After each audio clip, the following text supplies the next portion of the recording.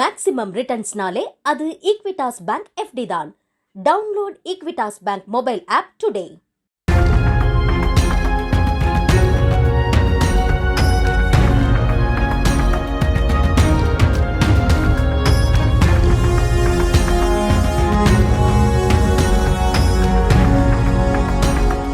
பிரபல இசையமைப்பாளர் சந்தோஷ் நாராயணனின் ரகிட என்டர்டெயின்மெண்ட் சார்பில் மன்னார் முத்து மற்றும் சந்தோஷ் நாராயணன் இணைந்து வழங்கும் முதல் இசை படைப்பாக உருவான மன்னாறு பாடல் கடந்த ஆகஸ்ட் 8ஆம் தேதியன்று சமூக வலைதளங்களில் வெளியானது.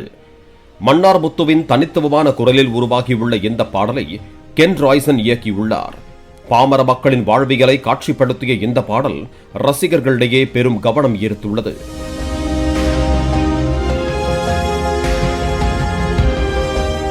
இதனைத் தொடர்ந்து பாடலாசிரியரும் பாடகருமான திருக்குறள் அறிவு தனது சமூக வலைதள பக்கத்தில் பதிவிட்ட பதிவு பேசுபொருளாக மாறியுள்ளது.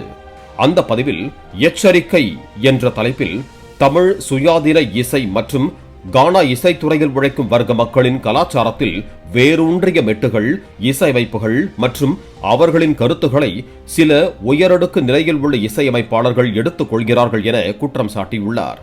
மேலும் இது இணைந்து செயல்படுவது அல்ல, இது ஒரு சுரண்டல் என காட்டமாக பதிவிட்டார். இந்த பதிவை பார்த்த பலரும் திருக்குறள் அறிவு சந்தோஷ் நாராயணனைத்தான் மறைமுகமாக தாக்கி பேசியுள்ளதாக காமெண்ட் செய்து வருகிறார்கள்.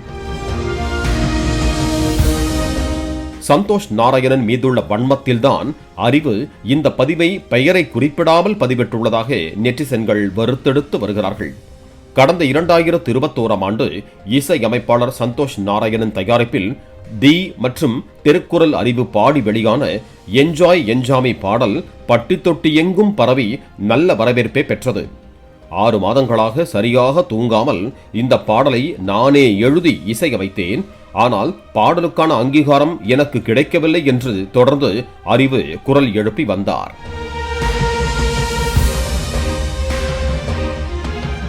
சில மாதங்களுக்கு முன்பு என்ஜாய் என்ஜாமி பாடல் வெளியாகி 5 ஆண்டுகளை கடந்ததை முன்னிட்டு அறிவு தனது சமூக வலைதள பக்கத்தில் தன்னுடைய சொந்த பண்பாட்டு வரலாற்று மற்றும் வாழ்வியல் அனுபவங்களின் அடிப்படையில் நானே அந்த பாடலின் வரிகளை எழுதி அதன் முதன்மை மெட்டையும் அமைத்து பாடினேன். நான் ஒரு கொலாபரேட்டிங் ஆர்டிஸ்டாக மட்டுமே அடையாளப்படுத்தப்பட்டேன். அப்போது அதன் அர்த்தம் எனக்கு தெரியவில்லை. 5 ஆண்டுகளுக்கு பிறகு அந்த பாடலில் என்னுடன் பணியாற்றியவர்கள் அதன் உரிமைகளை வைத்துக் கொண்டு ராயல்டி பெறுகிறார்கள். ஆனால் எனது உழைப்பிற்கு எனக்கு எந்த ஊதியமோ அல்லது பாடல் மீதான உரிமையோ வழங்கப்படவில்லை என பதிவிட்டார்.